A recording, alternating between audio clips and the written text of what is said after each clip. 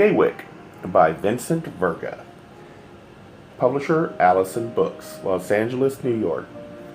Narrator Eric Aust. Love is as hard and unbending as hell. Saint Teresa of Avila. Oh, sir, to wilful men, the injuries that they themselves procure must be their schoolmasters. Shakespeare. Chapter 1. I resemble my mother physically. When I summoned her into time present, I become young as well. Both of us are small and ash-blonde fair, with large green eyes and pellucid skin. But while her face is oval, her features soft and delicate. Mine, due to my father's Scottish influence, is square. My father's angular and hard. Yet, the most striking aspects of my visage are unquestionably the ones I inherited from her. In particular, my eyes. It startles me that we look so much alike, and she was also an only child. I consider our physical likeness an extension of our temperamental affinities. Neither of us liked people, and most people were weary of us. When not with each other, we were alone. Since she held no fear of solitude, I was not taught to dread it. I don't know if, as a very young child, I enjoyed being so isolated, or if I acclimated. I do know that it felt comfortable, and I soon consciously contrived to remain as much to myself as possible. Living in a small, rural community helped. If forced into social intercourse by a neighbor's surprise visit or a birthday party for a peer, I was not a success, never having developed the art of feigning enjoyment. However, I discovered that most people, when rejected, moved from confusion to hurt, to resentment, to indifference, with stunning rapidity. The few children I gravitated toward as friends were the weak, or the halt, or the lame. Such attractions my father discouraged, as I knew he would. I was also a sickly child, asthmatic. The frequent lingering colds and fevers exactly suited my disposition, or perhaps formed it.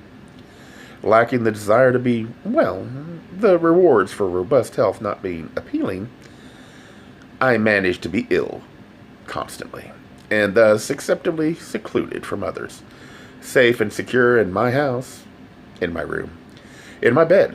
After my mother taught me to read at the age of 4, I felt no need for anyone, not even her. I knew I would never be lonely again.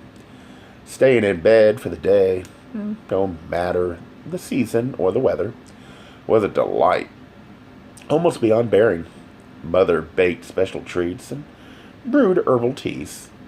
My parents argued endlessly about my indisposition, but since I was medically certified as ill, there was nothing my father could do without appearing irrational or unkind, and as the principal of our local school, he was anxious to avoid seeming either. Until I was at school age, he contented himself with dark scowls and guttural, rambling presentiments of doom that never failed to send me into a frenzied panic. "Just wait until I get my hands on you. Then this nonsense will stop." Unlike my mother and me, my father is large. Like us, the hair on the crown of his head is the color of sand, but it shades into dark brown at the sides and back, in his beard and on the rest of his body.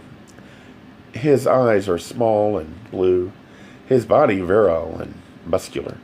He never tired of recounting growing up on a farm and laboring as a tram conductor in Boston at night to supplement his hard-won scholarship to Harvard College. Whenever he removed his shirt to chop lumber for firewood, I gazed from my window, awed and frightened by the power of his arms and back. One hot summer day, I watched him bathe in the Allegheny River, and then ran across fields and climbed a tree to hide myself in the foliage, until I felt able to continue my meager and precarious existence. I remembered no one from my school days. Not a face can I draw up from the well of memory to fill the seats in the classrooms. I thought I had no need of them. They, having each other, truly had no need of me. And the fact that my father hovered over us each day helped my cause. Rebuffed by my indifference, none ever pursued me for fear of being labeled a seeker of the faculty's favors. They never taunted me, either, not even the bravest chance igniting my father's rage. Despite his threats, my attendance at school was poor. I moved from year to year with fewer and fewer days actually spent in the classroom.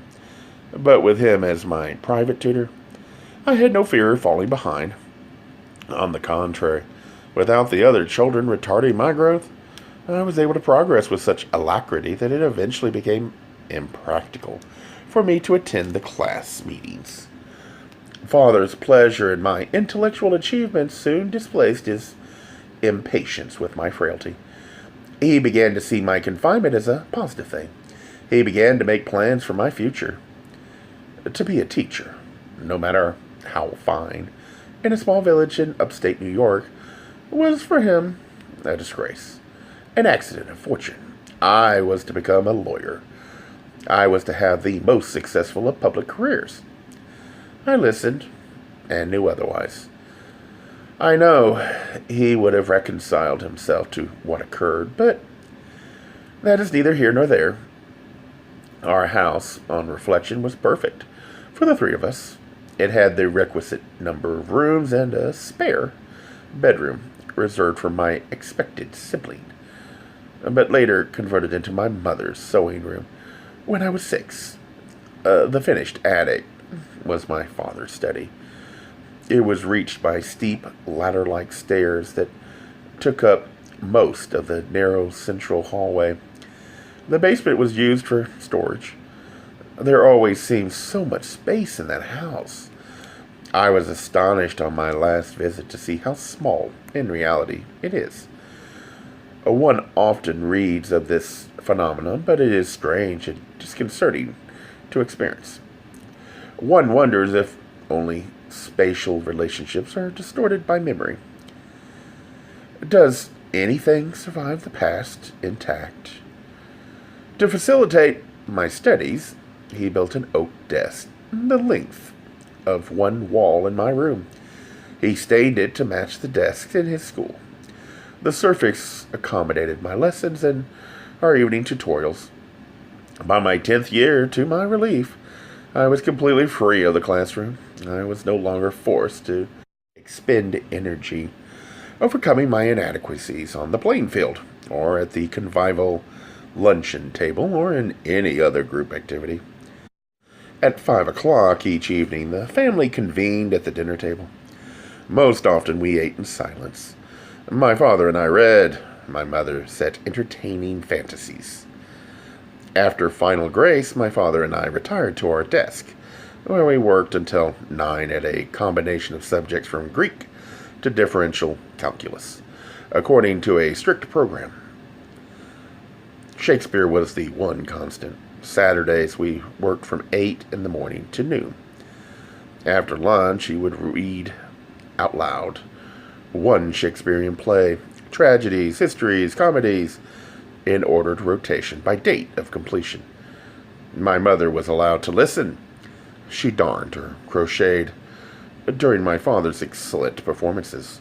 Each evening of the following week, we discussed that play line by line.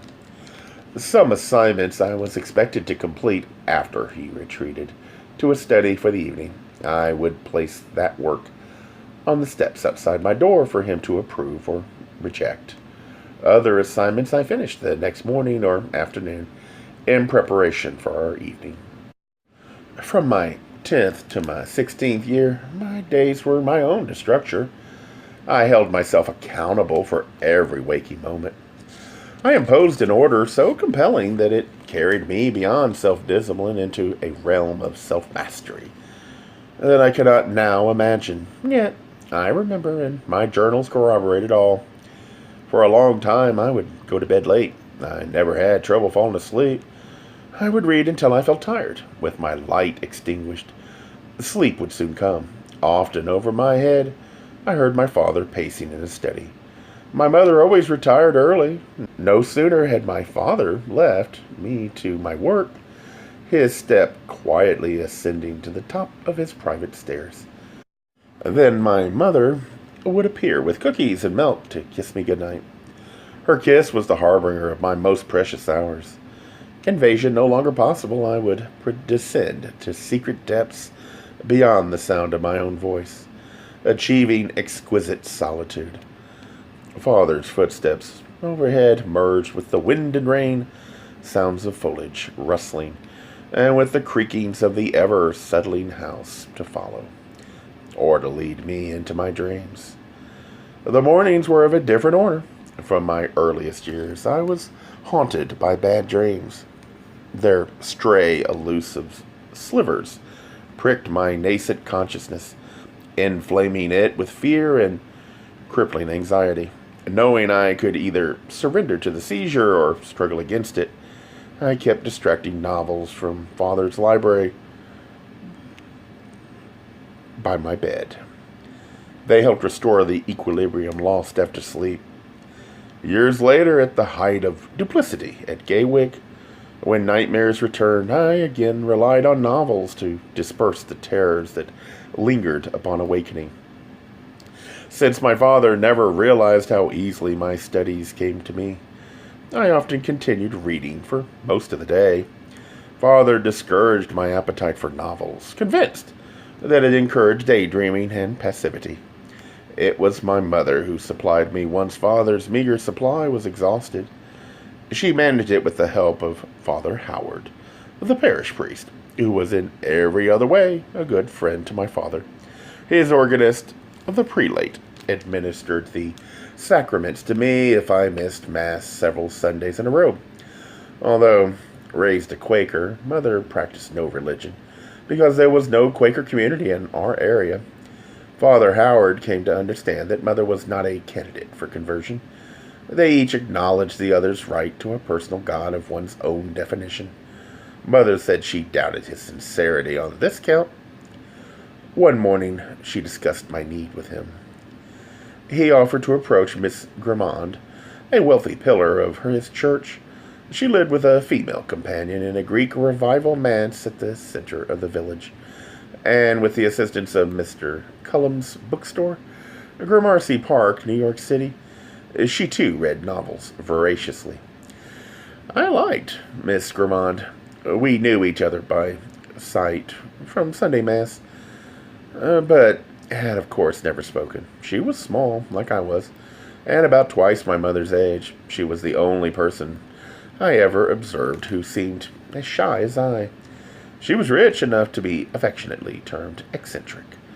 Not only did Miss Grimond read novels, but also every major weekly and monthly magazine published in the country. Her father made his fortune in local crude oil. She attended private schools and had a European grand tour, but for personal reasons, preferred living in that great parental house. The afternoon my mother spoke with Father Howard, a package was delivered by Miss Grimond's friend Annie. It contained Ivanhoe, which I'd read, Wuthering Heights, Mansfield Park, and The House of the Seven Gables, read as well. Also old and new copies of Century, Lippincot's magazine, where I was soon to discover Dorian Gray, and all the Harper's issues containing the Trilby serial. A note, written in clear, precise script, requested details of books read, preferences, and encouraged me to master French, because I would soon be old enough, she said, to appreciate the current glorious golden age in that culture. Whenever a package passed between us, there was always a letter, sometimes pages long, full of gossip about our favorite authors and books ordered from Mr. Cullum. She inquired which new ones I wanted, and why, and expressed mutual concern for our health. We devoured the journals, skipping the trash written before and by women who existed on impossibly high moral planes or written for women by men with absurd, worshipful notions. Miss Grammond and I pretended the heroines were friends whose behavior embarrassed us personally. We both preferred the serious writers. All this stood me well at Gaywyck. Our favorite modern novelist in the great tradition was Mr. Dickens. My letter to her after I finished David Copperfield for the first time in my 13th year brought her only visit. On that early autumn afternoon, we sat in the front parlor discussing novels in general and Mr. Dickens in particular. While my mother served tea, Miss Grammond spoke to her spoon throughout the visit. I spoke to the sugar bowl. When she rose to leave, she handed me the packet she'd been holding on her lap. All the while, it contained our copy of David Copperfield, in which she had written, "To my special friend, Robert Whyte. Remember me? Angela Grammond, 1895. When I left home for Gaywyck nearly 5 years later, it was the only book aside from my journals that accompanied me. Referring to that time, I have called myself shy. Shy is not a forceful enough word. Shy is an evasion of the truth. Easily frightened, yes. Morbidly sensitive, yes. Timid and cautious, yes. But also much more than that. Much, much more. I was menaced by every other human being. I saw everyone's capacity to inflict pain and expected every intimacy to bring disaster, shattering my inner balance irrevocably. I knew myself capable of such horrors, terrified of myself. I became terrified of others. How the change occurred from reclusive child to wretched adolescence, I cannot say. Sufficient unto the day. I prayed. I devoted myself to the Blessed Virgin Mary. Still no solace came, more in anger and disappointment than from intellectual curiosity. I began reading the philosophers who positioned themselves against the Church. Kant, Schopenhauer, Nietzsche. By middle adolescence, I had repudiated superstition. I was pleased to know that God was dead. Not even to him and his did I owe allegiance. I had myself. I had my books. I had my journal. And, of course, I had my mother. My father observed my progress, even encouraged it, never explaining his own attachments to the Church. If I were well enough to leave my bed, Mother would call me to breakfast at 7 immediately after Father left for school. If I were not, she would appear with a tray, kiss me good morning, and sit by my side, making pleasant conversation. We never spoke of our feelings or of her past. We never spoke of my father beyond her platitudinous praise of him as a good husband and a good provider. We usually spoke about day-to-day things like her garden or my studies. All that changed when Annie began delivering packages. Then we talked about the stories we were reading. We studied the Penfield posters in Harper's and the Maxfield Parrish ones in Century, and the Sartain's mesoprints in Graham's magazine. It always annoyed us that we couldn't decorate the house with them, but they would have given away our secret. We satisfied ourselves by staring at them and pointing out our favorites to one another. Miss Grammond sent Mother Godley's Lady's Book. We admired the elaborate wood-engraved covers and pondered the imaginative customs recommended for women of fashion. The only time I ever saw her silly was when we paged through the new Gaudis. She excitedly turned to the back to discover how a peculiar effect was achieved. Just in case she was ever in need of it. Once she laughed so at an elaborately layered cape suggested for the opera that she had to stretch across my bed and take deep breaths to regain control over her convulsive giggles. That was an exceptional experience. I have my journal open to the morning's entry. It is scattered with exhilarating exclamation marks. Sometimes, in the morning, I enjoyed helping her with the lighter household chores. While she always complained that they bored and fatigued her, I found them relaxing. She particularly loathed dusting. We had very few objects de art in our house, inanimate things that had nothing to do but collect dust, and people who had nothing to do but remove that dust. She found equally absurd. Spare, simple living, she said with pride, is what God made us for. No fancy whatnots in the Garden of Eden. Small, beautiful things, she said, belonged in museums or in magazines. Her notions of good living were not the stuff of Gaywyck. Afternoons, I was alone. She was occupied with her chores or in her sitting room, with the door closed. I read, wrote in my journal, and prepared lessons for Father. My journals for this period contained conversations with my parents, records of dreams, plans for a healthy regimen that would transform me into someone large and powerful, hirsute and muscular, and long rambling essays on life's meaning, as well as catalogs of my failings, lists of my favorite things, notes on books, and even receipts, neatly printed among the desperate, confused notions that the time of which I wrote was my eternity. Thousands of pages. To read them today is to cradle myself in my own arms, whispering assurances. I calm the sobbing child. In the journal for my 14th year, there appear my first references to sex, veiled and very carefully phrased, though detectable nonetheless. They are concerned with finding ideal beauty in a combination of my parents' best qualities. But while my mind was just beginning to explore the possibilities, an incident occurred that shocked me senseless. Although search as I may, I can find no reference to it, beyond a report of the event. Suffice it to say that from that day forward I expelled all thoughts of my sexuality from my waking hours. I remember the event so clearly that only the most cursory glance at the pages of my journal is required, and then just to make certain of the peripheral details. I was helping my mother dust the books in my father's study. I had just finished relating a long, detailed account of Jane Eyre's adventures. It was snowing heavily, and the silence of the house combined with the silence of the world outside to make me feel in the warm center of a timeless universe. Mother seemed distracted and strangely withdrawn. Standing by my side, she began talking about Father Howard, who had visited that morning. A chance reference was made to a neighbor's pregnant with her 9th child. My mother remarked, not without humor, on the perils of being a good Catholic's wife.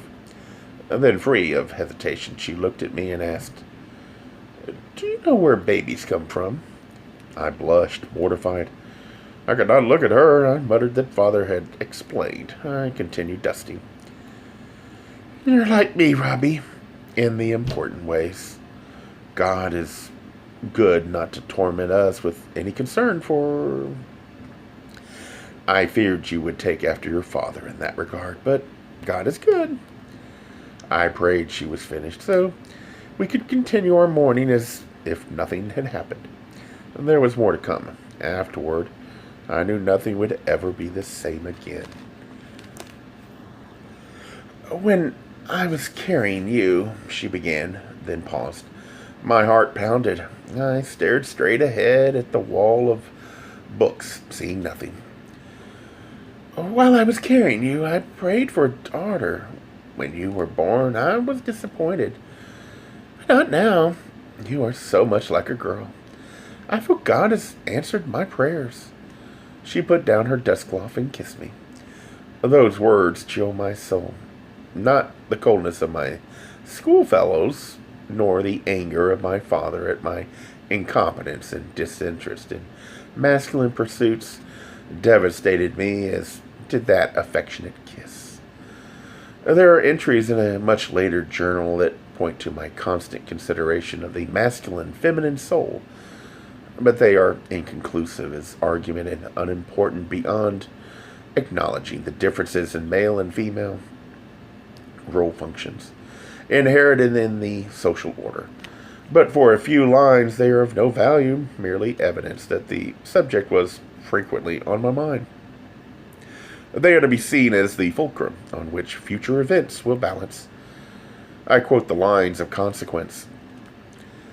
I see plainly that I have the body and thus the soul of a man.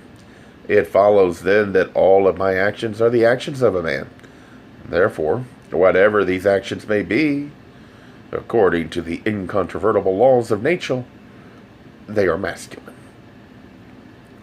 Between my mother's loving words and the death of her spirit, 3 long years intervened. Slowly, imperceptibly, she grew more silent. Toward the end, it was like living with a mute, developing monstrous headaches in the last year. She requested my father hang thick black drapes in her room to block the light, wearing only her nightgown. She remained in seclusion for days and eventually weeks. Father and I shared our fears as she gradually ceased to function. The doctor said it was woman's trouble. He assured us it would pass. We began to take long walks over the frozen fields on winter evenings after our makeshift dinners. We commenced becoming friends. My journal for the early part of 1899, my 17th and last year at home, is full of grieving. It is concerned with the loss of my mother, who died to us one wet spring, when she withdrew into a wordless, unreachable world. Tears fell from her sightless eyes, like rain running down empty windows.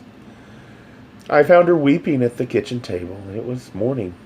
When I offered breakfast, she made no acknowledgment of my presence.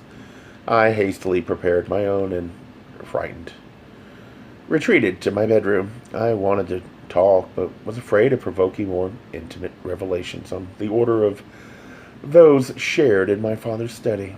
Although, I confess, I was more afraid of what I sensed to be the truth of her condition. Ostensibly, I stayed closeted to read that entire day. In reality, I was paralyzed with guilt and terror, waiting for my father to come home. Arriving 9 hours later, he discovered her as I'd left her. I heard him speak softly and gently at first, and his voice began to rise in anger until he was shouting frantically in panic and fear. He burst into my room, where I sat holding Nana. I told him all I knew. He bellowed that I should have run for the doctor. Had I gone, would anything have been different? He tore the novel from my hands, cursing it and me, dragging me into the kitchen to watch my soundlessly weeping mother. He rushed for Dr. Martin. The doctor came. He pronounced that profound melancholia had deranged her nervous system. We put her to bed. 3 days later, after silently lamenting for 3 sleepless nights, she was taken by Dr. Martin and my father to the State Mental Hospital in Rochester for examination. My father returned alone. Rather than drawing the two of us together, the tragedy of my mother's madness ended the rapport that had recently developed. Rarely was there overt hostility, but no longer was there tolerance for my preferred way of life. I wrote in my journal that I felt he accused me of stealing her love. Whatever love she had for him had remained untouched by me. The love he craved, that he assumed I had usurped, had never been but in his fantasy. When he announced his plans for me to sit the Harvard's entrance exam, I knew the time had come for me to disabuse him of his ideals for my life. I refused, although I knew it offered no threat. I was in no emotional condition. I said, he informed me that I had no choice, and contrary to my own fancies, I would not be able to spend the rest of my life in my bedroom. I said I had no desire to enter any university, least of all one as competitive and demanding as Harvard. Again, he informed me that I had no choice. I was no longer welcome in his house. It was my fault, he shouted. Her worry and disappointment over me was the cause of it all. I went to see Father Howard. He had frequently told me I could call on him if the need arose. In 4 days, he had found a solution to my problem. 2 days later, on 28th September 1899, I left for Gaywyck. My fate galloped to meet me. Gay Mysteries audiobooks. I think it is easy to hate a label, but a face humanizes the word. So this effort is twofold: to offer comfort to those like myself that your world didn't end because you don't fit into the view of acceptable society on both sides, and in hopes of helping those with family that are LGBTQ, that it doesn't mean we are aliens from the child they once knew. Reassure them so they can maybe be supportive at the same time, being true to their values.